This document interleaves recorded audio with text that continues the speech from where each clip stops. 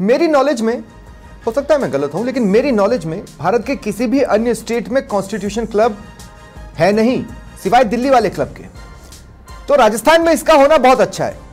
वैसे इसका उद्घाटन हो चुका है, पर काम शुरू नहीं हुआ था। हालांकि उसका भी अपना एक प्रोसेस होता है, जो एक बार गहलोत राज में ही शुरू भी हो जाता तो चलता रहता।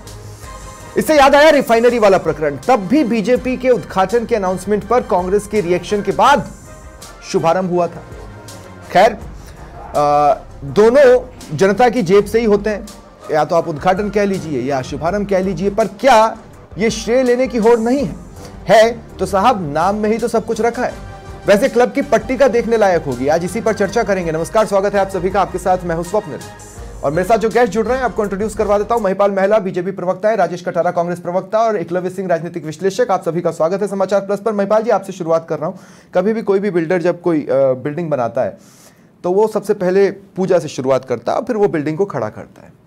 फिर उस बिल्डिंग में अपार्टमेंट्स लेने वाले लोग पहुंचते हैं, फ्लैट्स लेते हैं, फिर वो अपना गृह प्रवेश करते हैं और फिर एंट्री लेते हैं।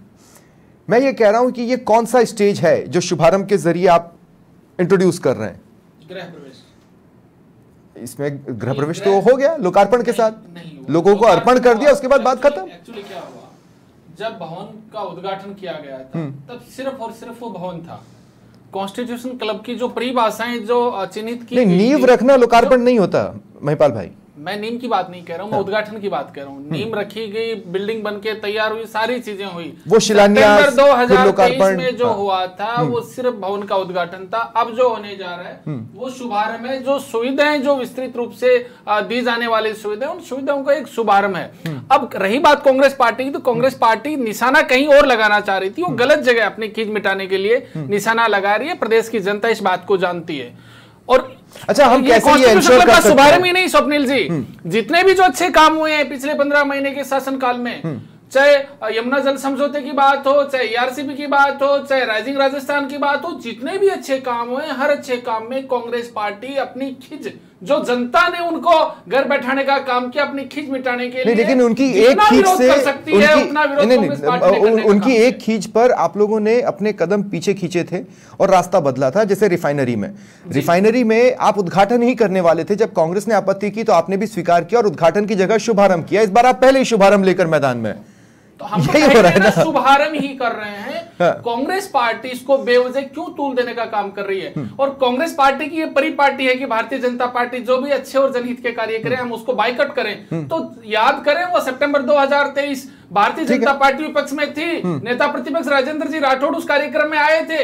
ये एक विधानसभा की गरिमा का कार्यक्रम है, प्रदेश की जनता देख रही है। कांग्रेस के जो बड़ी टॉप लीडरशिप है उनकी आपसी लड़ाई और नूरा कश्ती के खेल में कांग्रेस पार्टी अपनी इमेज प्रदेश में धीरे धीरे खराब करती जा रही है। आप इसको तो स्वीकार करते हैं कि कांग्रेस पार्टी के लिए ये ठीक नहीं है। ठीक, आप इसको तो स्वीकार करते हैं कि ये लोकार्पण गहलोत राज में हुआ, इस बात को तो आप स्वीकार करते हैं? स्वीकार क्या है ना, गहलोत राज में हुआ था, बिल्कुल हुआ था। ठीक है, पर शुभारंभ अब वहां पर जो पट्टिका बनेगी, अब वहां पर जो पट्टिका बनेगी जिसमें वो नहीं नेताओं के नाम कुरेदे जाते हैं, वो किस तरह की होगी? मतलब क्या उसमें ये इंश्योर किया जाएगा कि हाँ ये गहलोत राज में इसका उद्घाटन हुआ था या लोकार्पण हुआ था और शुभारंभ ओम बिरला जी के हाथों हो रहा है? जिन्होंने उद्घाटन किया अपने कार्यकाल में उन्होंने अपनी एक पट्टिका लगाई, उसकी पट्टिका तो हटने वाली है नहीं। अब शुभारंभ में जो चाहे ओम बिरला जी आ रहे हैं, हमारे विधानसभा अध्यक्ष जी उसमें रहेंगे, यशस्वी मुख्यमंत्री जी रहेंगे, सारी भारतीय जनता पार्टी की टॉप लीडरशिप रहेगी, विपक्ष के नाते कांग्रेस पार्टी और सभी लोगों को आमंत्रित किया, वो आते हैं कि नहीं आते। पर जो लोग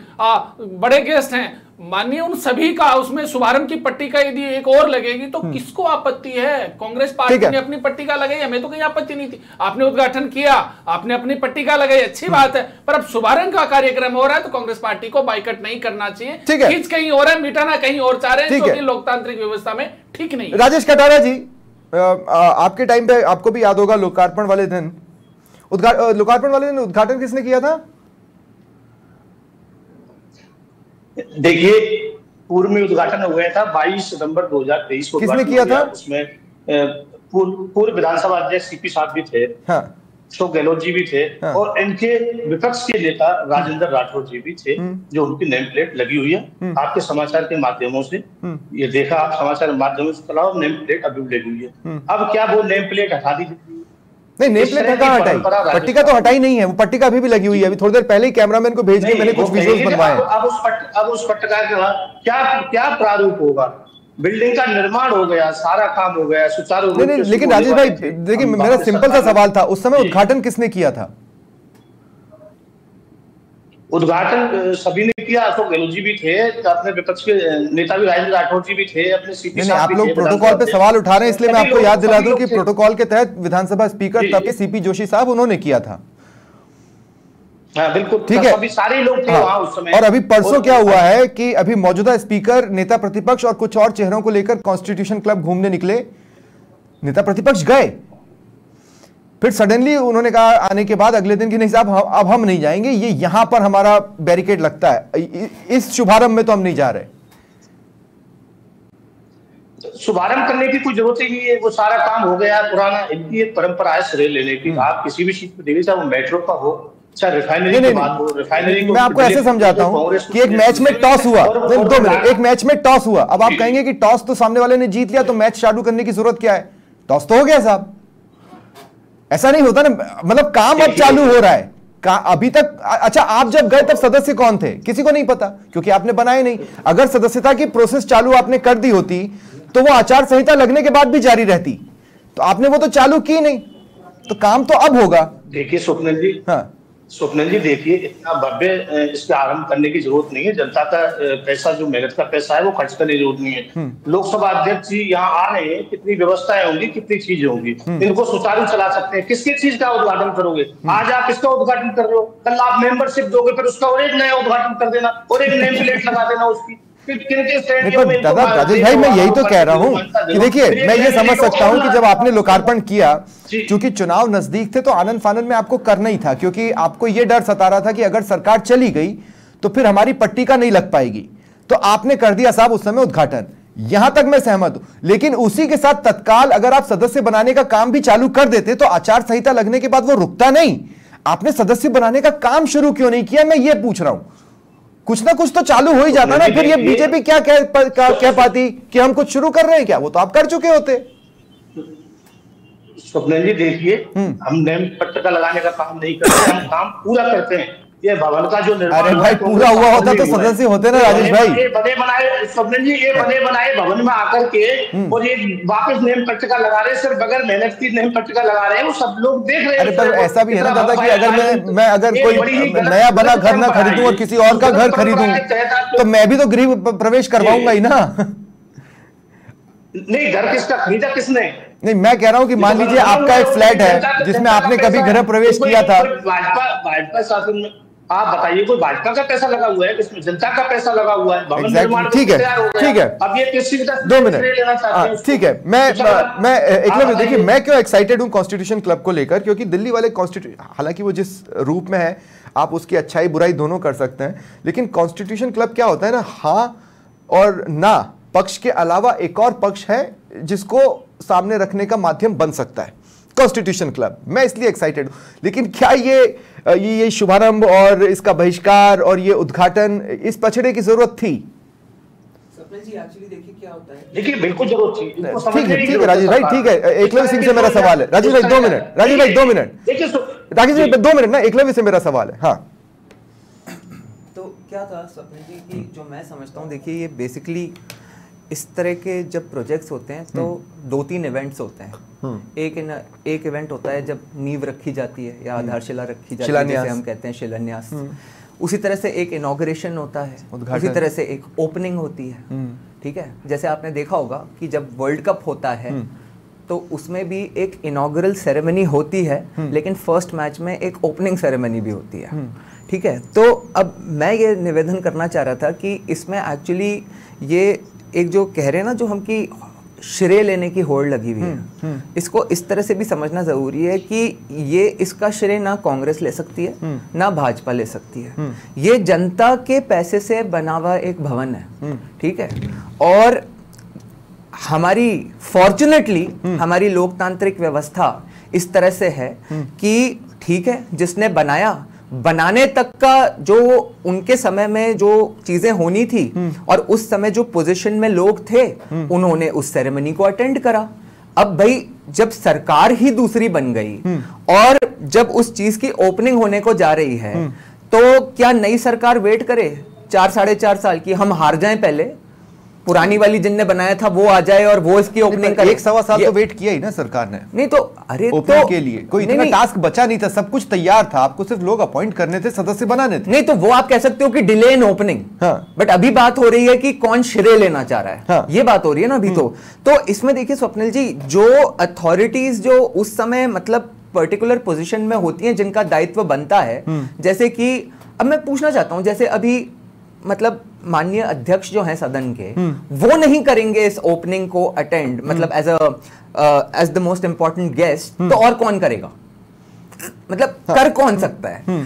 दूसरी बात ये कि विधानसभा स्पीकर क्यों नहीं कर सकता? नहीं ऑफ कोर्स विधानसभा स्पीकर की मैं बात कर रहा हूं, लेकिन जो चीफ गेस्ट की बात हो रही है, जब इस तरह की ओपनिंग होती है तो किसी ना किसी गणमान्य व्यक्ति को बुलाया ही जाता है। तो उसके लिए ओम बिरला जी आ रहे हैं, हो सकता है कि ये होते तो सोनिया गांधी जी को बुला लेते। तो नहीं ऐसे कैसे बुला लेते? सदन के अंडर में आता है कॉन्स्टिट्यूशन क्लब, उसकी गरिमा उसके प्रोटोकॉल के हिसाब से चीफ गेस्ट बनाया जाएगा। कॉन्स्टिट्यूशन नहीं, वो कांग्रेस, वो तो अगर कांग्रेस की सरकार होती तो वो तय करती ना कि उनका अधिकार भी होता कि भाई कौन है गणमान्य व्यक्ति जिसको हम बुला के और इसकी ओपनिंग करवाना चाहते हैं। और पहले हुआ भी है, एज यूपीए चेयरपर्सन उन्होंने क्या क्या इनॉग्रेट करा है वो जनता के सामने ही है। तो मैं समझता हूं कि इंपॉर्टेंट ये, और देखिए मतलब ये तो मतलब अजीब सा ही क्लेम है। अब मतलब कांग्रेस तो कई बार कह देती है कि साहब ये देश ही 1947 में हमने बनाया, लेकिन राज तो इस पे पिछले 10 वर्ष से मोदी जी ही कर रहे हैं ना। तो बात ये है कि जनता जो निर्णय करती है और उसके हिसाब से जो पर्टिकुलर पोजीशंस में बैठता है, उसको वो अधिकार एक तरह से जनता देती है कि वो उस दायित्व को निभाए। जब कुछ ना समझ में आए तो एक बार ढोल बजाने की कोशिश करो। ये मैं क्यों कह रहा हूं राजेश कटारा जी? मैं इसलिए कह रहा हूं कि जब आपको कुछ समझ में नहीं आया तो आपने इनविटेशन कार्ड को पकड़ा। गोविंद सिंह डोटासरा ने ट्वीट किया है, उस इनविटेशन कार्ड में आपने बताया, आपने प्रोटोकॉल भी लगाया है, हालांकि आप उस जगह पे पॉइंट वाइज तो आप राइट हो, लेकिन कितनी मेहनत लगाई आपने ये पॉइंट खोजने में कि विधानसभा स्पीकर का नाम ऊपर लिखा है और मुख्यमंत्री का नाम नीचे लिखा है। क्या यह जरूरी कवायद थी? मतलब सीएम साहब पर जितने वार आप लोग कर रहे हैं, उसके बाद उन्हीं की इज्जत के लिए आप लड़ाई करें, और आपको लगता है कि हम लोग इतने मतलब मूर्ख हैं कि हम इस बहकावे में आ जाएंगे कि हाँ आप सीएम की इज्जत के लिए लड़ रहे हैं? देखिए बहुत सारी चीजें आपने देखा होगा, विधानसभा में ही 2 विधायकों में इतना विवाद हुआ और एक विधायक ने यहाँ तक बोल दिया कि आपने सीएम से शिकायत कर दी तो मेरा कुछ नहीं बिगाड़ पाए, जो बहुत महत्वपूर्ण पद पे हैं। इस तरह की क़यादत चल रही है राजस्थान में, जनता देख रही है इस तरह की चीजों को। ये क्या है, जनता का ध्यान अलग हटाना चाहते हैं उन चीजों से। आज देखिए, आज राजस्थान के गृह मंत्री सुरक्षित नहीं है, खुद मुख्यमंत्री सुरक्षित नहीं है, उनके लिए जेल से धमकियां दी जा रही हैं। ये जनता का ध्यान डाइवर्ट करने के लिए इस तरह का आयोजन कर रहे हैं। 2 सेकंड, आपका पॉइंट लॉजिक है कि जेल से धमकियां दी जा रही है। जेल से धमकियां किसे नहीं दी गई है इस देश में? आप बेसिक चीजों में फेल हो चुके हो पूरी तरह से, जनता के सामने एक्सपोज हो चुके हो आप पूरी तरह से। जो लॉ एंड ऑर्डर की धज्जियां उड़ रही है उस पर आप बात नहीं करते हो। अच्छा, सरकार आयोजनों पर बात करते हो। जी बिल्कुल, आप देखिए कल विधान देखा ना आपने किस तरह से हुआ। खुद जोगेश्वर गर्ग जी ने जो उनको कुलदीप धनखड़ जी को क्या कहा, गंदगी निकाली अपने दिमाग से। नहीं, लेकिन मैं आपसे कह रहा हूं कि एकाएक सीएम की इज्जत आपको इनविटेशन कार्ड में नजर आई। इनविटेशन कार्ड में तो आप भी इनवाइटेड है ना, जाइए खाना खा के आइए, दिक्कत क्या है? देखिए खाना खाने की जनता का पैसा है, जनता बेचारी गाड़ी कमाई से, जनता के पैसे पे आपने लोगों को खाना नहीं खिलवाया है क्या? रूप में। और ये देखा है, ये जो आप इफ्तारी पार्टी करते थे वो किसका पैसा होता था? जनता से डबल टैक्स वसूला जा रहा है जनता से। जिस तरह से आप उस पैसे को आयोजन में लगाना चाह रहे हो, साल भर क्यों रोका आपने? आपने भी तो उद्घाटन किया था, तब लोगों ने खाना नहीं खाया था क्या? रोकना पड़ा, आप बताइए। आप मैं आपसे कह रहा हूँ, आपके लोकार्पण कार्यक्रम में, आपके उद्घाटन कार्यक्रम में लोगों ने खाना नहीं खाया था क्या? हम कर लेंगे साहब मैनेज, हमें कोई दिक्कत नहीं है, आप कर लीजिए, हमारी कमाई पे एक टाइम खाना हम लोग दे सकते हैं आपको। स्वप्निल जी कितनी बार खाना खिलाओगे आप लोगों को, ये बताइए। आप कितनी बार जनता के पैसे कितनी बार लगाओगे? आयोजन कितनी बार करना चाहते हो? हर चीज के 2 रिफाइनरी के 2 बार करोगे, मेट्रो ट्रेन का आप 2 बार करोगे। आप बताइए, इधर जो गांधी घाट आप एक्चुअली एडिट हो गए। आप एक्चुअली आप शुभारंभ को शुभारंभ नहीं समझना चाह रहे। देखिए राजेश भाई 2 मिनट सुनिए, मेरी बात सुनिए। ये हाथी दांत की तरह एक इमारत खड़ी कर दी और वो सिर्फ खड़ी हुई है और उसमें कुछ नहीं हो रहा है, वो इमारत बड़े बड़े खंडर बन जाएगी। कोई आकर उसे आबाद करना चाह रहा है तो वो हवन पूजन से करे या शुभारंभ से करे, क्या अंतर पड़ता है? खंडर बनने से तो बचेगी ना वो इमारत। तो ऐसे वक्त में जब वहां पर 1.25 साल से कोई महफिल नहीं सजी, कोई बैठकर चर्चाएं नहीं हुई, देश के संविधान पर बातचीतें नहीं हुई, ज्वलंत मुद्दों पर किसी तरह का वाद विवाद नहीं हुआ, उस इमारत में अब ये सब होना शुरू हो रहा है, ये तो खुशी का पल है ना। क्यों नहीं हुई आप बताइए, क्यों नहीं हुई? क्योंकि आपने सदस्य बनाना शुरू नहीं किया। कुछ दिन बाद में सरकार उस समय करते ना, उस समय इतना। अरे भाई, सदस्य बनाने का प्रोसेस तो आप चालू कर सकते थे ना। क्यों किया स्वप्निल जी? मैं कह रहा हूं सदस्य बनाने का प्रोसेस तो आप चालू कर सकते थे ना, उद्घाटन के साथ ही तत्काल। आप देखिए, विकास निरंतर चलने वाली प्रक्रिया है, विकास और काम। उस समय जब उद्घाटन कर दिया, उसके बाद में इनका शासन काल आ गया, तो उस समय करते साल भर 1.5 साल इन्होंने जो डिले कर दिया, उस डिले करने का क्या कारण? ये मौका ही नहीं मिलता उनको, अगर आप कर जाते। मैं बात तो वही है ना जी, आपने इमारत बना के खड़ी कर दी, बहुत बढ़िया। मैं कह रहा हूं सदस्य बनाने का काम भी साथ साथ शुरू कर देते तो देखिए, अगर सदस्य बनाने का काम आप साथ साथ चालू कर देते तो आचार संहिता लगने पर वो सदस्य बनाने का काम रुकता नहीं। सिंपल है स्वप्निल जी, इमारत के अंदर ही उद्घाटन हो रहा है, इमारत नहीं बनती तो किसी तो उद्घाटन करते हैं लोग, बताइए। उद्घाटन तो वो कर ही नहीं रहे, अंदर उद्घाटन करना है, उसमें डबल नेम प्लेट पट्टिका लगाना चाहते हैं। इनको आगे बढ़ाना चाहिए था उस गति को। इन्होंने आगे बढ़ा ही नहीं पाए उसको। तो आपके हिसाब से उधर पट्टिका पे ओम बिरला का नाम नहीं होना चाहिए, आप ये कह रहे हैं? लोकसभा स्पीकर का नाम उस पट्टिका पे नहीं होना चाहिए, आप ये कह रहे हैं? देखिए, हमने ऐसा कुछ नहीं कहा ओम बिरला जी का नाम होना चाहिए कि नहीं होना चाहिए। हमारे सबसे सीधा साधा सवाल है कि जब उसका एक बार जब उद्घाटन हो चुका तो बार बार उद्घाटन क्यों किया जा रहा है? क्यों जनता की गाड़ी कमाई को इस तरह से बहाया जा रहा है? क्यों उसको सेलिब्रिटी? इस मामले में तो मैं भी एक शिकायत कर सकता हूं महिपाल जी से। महिपाल जी, बेहतर होता ना कि आप एक हवन करवा लेते। आप समझ रहे मेरी बात? तो कांग्रेस चाहकर भी विरोध नहीं कर पाती, आपको हवन करवाना चाहिए था। फिर हवन का कार्यक्रम रखा जाएगा। कांग्रेस पार्टी को सद्बुद्धि आए, कटारा साहब की पार्टी को सद्बुद्धि आए, इसको लेके एक हवन का कार्यक्रम करवाया जाएगा, उसमें आपको आमंत्रित करेंगे। और रही बात जिस पट्टिका की बार बार बातें कर रहे हैं, आपके कार्यकाल में जिन लोगों ने, गणमान्यों ने उद्घाटन किया, आपकी पट्टिका को नहीं हटाया जाएगा। रही बात, आप बार बार कह रहे हैं जनता की गाड़ी कमाई के पैसे को आप भोजन में दुरुपयोग कर रहे हैं। हम तो जनता की गाड़ी कमाई के पैसे का सदुपयोग करने के लिए जो कॉन्स्टिट्यूशन क्लब का ढांचा आपने तैयार खड़ा किया था, उसमें सुविधाओं का विस्तार करके शुभारंभ कर रहे हैं। क्लब से आम इंसान को कुछ हासिल नहीं होने वाला है। हम तो जनता की पैसे, जनता के हित के लिए काम कर रहे हैं सर। कटारा साहब, हम तो जनता के पैसे को जनहित के लिए लगाने का काम कर रहे हैं, पर आप शायद वो दिन भूल रहे होंगे, खाने की बात करने वाले, जनता की गाड़ी कमाई के पैसे से 2 महीने होटलों में कैद रहने का काम किया था। वो पैसा जनता का था। जनता के पैसे को किसने दुरुपयोग करने का काम किया? आपसे बेहतर और कौन समझेगा सर? ठीक है, अब एक बात बताइए महिपाल जी, कांग्रेस का एक पॉइंट तो वैलिड है, जो उन्होंने वो प्रोटोकॉल वाला हिस्सा निकाला और उसमें बताया कि साहब इनविटेशन कार्ड छपवाने की इतनी जल्दी थी, या ये कार्यक्रम करवाने की इतनी जल्दी थी कि हम नियम ना पढ़ें और प्रोटोकॉल के हिसाब से नामों का प्लेसमेंट बदल दें। क्या ऐसा है कि आप, मतलब ये सब श्रेय लेने की होड़ में ही तो होगा? गोविंद सिंह डोटासरा जी ने उसको बड़े बड़े अक्षरों में हाईलाइट करके ये लिखा। क्या उनकी एरो भी बनाए, एरो भी लगाया है। उनकी क्या मानसिकता होगी, किस तरीके से तंज के रूप में उन्होंने वो बातें लिखी हैं? प्रदेश की जनता, भारतीय जनता पार्टी, कटारा तंज क्या है? उन्होंने तो नियम बाजू में दिया है, सब लोग जानते हैं। नियम तो बाजू में दिया है। क्या नियम दिया है? जो नियम है प्रोटोकॉल को लेकर, चीफ मिनिस्टर स्पीकर से पहले आते हैं, गवर्नर के बाद सेकंड नंबर पे वही है। बट अपन ने जब इनविटेशन कार्ड बनाया, उसमें हमने सीएम साहब का नाम स्पीकर के नीचे लिखा। कांग्रेस इसे इशू बना रही है, नियम के हिसाब से वो सही कह रही है। सीएम साहब, कांग्रेस पार्टी को सीएम साहब की इतनी फिक्र लेने की जरूरत है नहीं। सीएम साहब की फिक्र करने के लिए भारतीय जनता पार्टी का निचले स्तर के कार्यकर्ता से लेकर टॉप लीडरशिप साथ में खड़ी है। कांग्रेस पार्टी की झूठी सिंपैथी की जरूरत है नहीं सीएम साहब को। सीएम साहब के मान और सम्मान के लिए बूथ स्तर के कार्यकर्ता से लेकर top leadership Bharatiya Janata party की खड़ी है, और 8 करोड़ की आबादी का उन पे आशीर्वाद है। इसलिए आप अपना समय जाया ना करें कटारा साहब। आप अपनी मंशा जो दिखाना चाहते हैं, प्रदेश की जनता बहुत अच्छे से समझती है। 2 बातें हैं और मैं 2 पोर्शन में ही पूछूंगा। पहला पोर्शन ये है, ये क्रेडिट वॉर है कि नहीं है? दोनों एंड से।